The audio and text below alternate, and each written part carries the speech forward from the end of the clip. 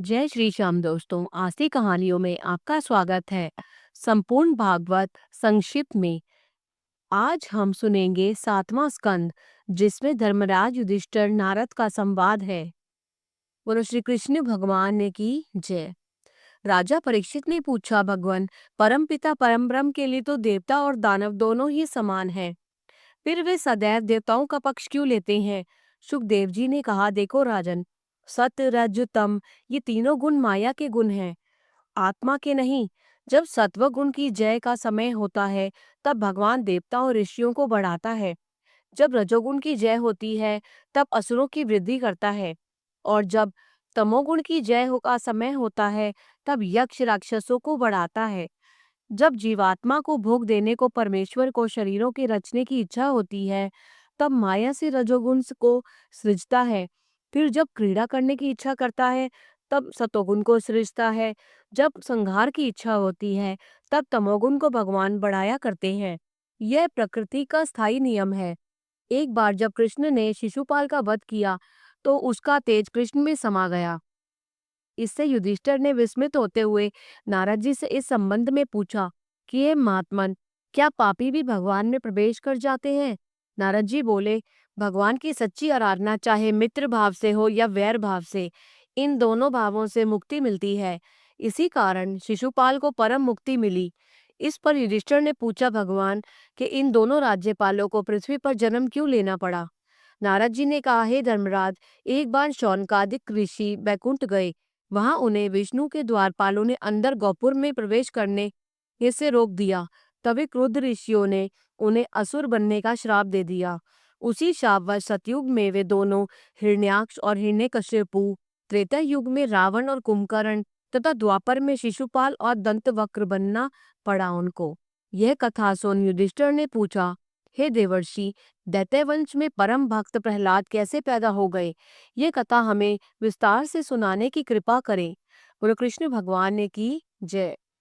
हिरण्यकशिपु का अत्याचार। नारद जी बोले, हे धर्मराज, वाराह अवतार लेकर भगवान विष्णु ने हिरण्याक्ष को मार दिया। तब उनके भाई हिरण्यकशिपु ने इस सभी दानवों को और देवताओं को, ब्राह्मणों को, महर्षियों को मार डालने की आज्ञा दी। उसने कहा, हे सभासदों, मैं विष्णु का गला घोट कर मारूंगा और अपने भाई का बदला लूंगा। और मैं यह भी कसम खाता हूँ कि विष्णु के लाल लहू से ही अपने भ्राता का तर्पण करूंगा। तुम लोग पृथ्वी पर जाओ और जो भी गाय, ब्राह्मण, साधु, तपस्वी, योगी या सिद्ध मिले, उसकी हत्या कर दो। उसकी ये आज्ञा सुन दैत्यों ने पृथ्वी पर विनाश लीला शुरू कर दी। बोलो श्री कृष्ण भगवान ने की जय। हिरण्यकशिपु को ब्राह्मणों से वरदान का प्राप्त होना।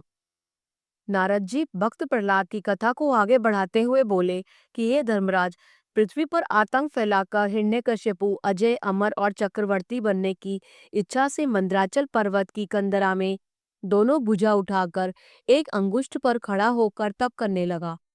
उसने कठिन तपस्या पर ब्रह्मा जी प्रकट हुए और उससे वर मांगने को कहा। हिरण्यकशिपु ने बोला, भगवान, मैं आपके रचे किसी प्राणी से न मारा जाऊं। मैं पशु या मनुष्य के हाथों से, या धरती या आकाश में, दिन में या रात में, अंदर या बाहर, अस्त्र द्वारा या शस्त्र द्वारा न मारा जाऊं। उसकी इस प्रकार की इच्छा को सुन ब्रह्मा जी ने उसे तथास्तु कहकर अंतर्ध्यान हो गए। बोले श्री कृष्ण भगवान ने की जय। नारायण का नाम लेने पर हिरण्यकशिपु द्वारा प्रहलाद के हत्या का षड्यंत्र एवं हिरण्यकशिपु का वध। नारद जी कहने लगे, हे युधिष्ठिर, ब्रह्मा से वर प्राप्त कर हिरण्यकशिपु ने तीनों लोकों पर विजय को प्राप्त कर लिया और समस्त सृष्टि में अपने को परमेश्वर कहलाने लगा। यथा समय उस दुष्ट दानव की पत्नी कयाधो ने 4 पुत्रों को जन्म दिया, जिनमें प्रहलाद सबसे छोटा था। वह बचपन से ही परम हरि का भक्त था। उसके इस आचरण का हिरण्यकशिपु ने विरोध किया। एक दिन हिरण्यकशिपु ने प्रहलाद से पूछा, हे पुत्र, तूने गुरुशाला में क्या शिक्षा पाई है? प्रहलाद ने कहा, हे पिताजी, विष्णु की कथा सुनना, कहना, स्मरण करना, उनके चरणों की सेवा करना, पूजा करना, वंदना करना ही सबसे बड़ा ज्ञान है और यही मोक्ष का साधन है। यह सुनकर हंसते हुए दैत्यराज ने कहा, पुत्र, अब इस संसार में विष्णु मैं ही हूँ। मेरे सिवा अब कोई देवी देवता नहीं है। अतः तुम अपनी कुबुद्धि छोड़कर मेरा भजन करो और यही मुक्ति का मार्ग है। प्रहलाद ने कहा, हे पिताजी, अगर आप अपने आप को हरि समझ बैठे तो मैं समझाता हूँ कि आपकी मृत्यु निकट आ गई है, इसलिए आपकी मति भ्रमित हो गई है। यह सुनते ही हिरण्यकशिपु ने क्रोध में पागल हुए दैत्यों को आदेश दिया कि इस दुष्ट बालक को मार डालो। स्वामी की आज्ञा पाते ही राक्षस हाथ में त्रिशूल उठाए मारो मारो पकड़ो पकड़ो ऐसा कहते हुए प्रहलाद के मर्म स्थलों में त्रिशूलों को भेदने लगे। भगवान प्रहलाद के हृदय में वास कर रहे थे, इस कारण दैत्यों के प्रहार निष्फल हो गए। तभी हिरण्यकशिपु ने उसे हाथियों के पांव तले दबवाया, सांपों से डसवाया, आग में भी जलवाया, पर्वतों के ऊपर गिराया, भूखा रखकर जहर खिलाया, फिर भी हिरण्यकशिपु अपने पुत्र प्रहलाद को नहीं मार सका। तब एक दिन क्रोधित होकर उसे एक लोहे का स्तंभ से बांध दिया। तलवार म्यान से खींचता हुआ बोला, बताओ रे दुष्ट, तुम्हारा विष्णु कहाँ है? प्रहलाद बोला, आपके खड्ग में, मुझे बंधे हुए खंभ में, आप में, हम में, वो तो हम सब में हर जगह दिखाई पड़ रहे हैं। ये सुनते ही अत्यंत क्रोधित हो दैत्य ने प्रहलाद का सिर तलवार से अलग करने हेतु अपनी बलवान भुजा को ज्यों ही उठाया, त्यों ही वह लोह खंभ से एक भयानक धमाकों के साथ फट गया और उससे विशालकाय रूप नरसिंह अवतार महापुरुष से उस दानव का हाथ एक झटके से थाम लिया।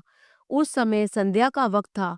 भगवान नरसिंह ने हिरण्यकशिपु को तिनके की तरह पकड़कर उठा लिया और द्वार की देहरी पर ले गए तथा अपने घुटनों पर लिटाकर बोले, हे दैत्यराज, इस समय न दिन है न रात है, न तू अंदर है न तू बाहर है, और ना ही मैं मनुष्य हूँ ना पशु हूँ, ना तेरी मृत्यु अस्त्र से होगी ना शस्त्र से, किंतु मैं अभिमानियों को अवश्य मार डालता हूँ। यह कहते हुए भगवान ने अपने तीव्र नाखूनों से उसका पेट फाड़कर पृथ्वी पर पटक दिया। उस महादैत्य की मृत्यु पर आकाश से देव यक्ष गंधर्व सभी के सभी भगवान नरसिंह पर फूल बरसाने लगे और भक्त प्रहलाद की भक्ति पर खुश होकर सभी वहां पर आए। जब भगवान ने प्रहलाद को वर मांगने को कहा तो प्रहलाद ने स्तुति करते हुए बोला, हे परमपिता परमेश्वर, मैं केवल मोक्ष चाहता हूँ और मेरे पिता को भी सद्गति दे, यही आपसे बारंबार विनय है।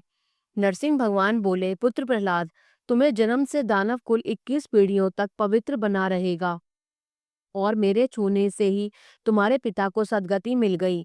तत्पश्चात सभी देव अंतर्ध्यान हो गए। इसके बाद भक्त प्रहलाद प्रजाओं का पालन करने लगे और कुछ काल पश्चात वन में जाकर भगवत भजन करते हुए अपने शरीर का त्याग कर दिया। बोलो श्री कृष्ण भगवान की जय।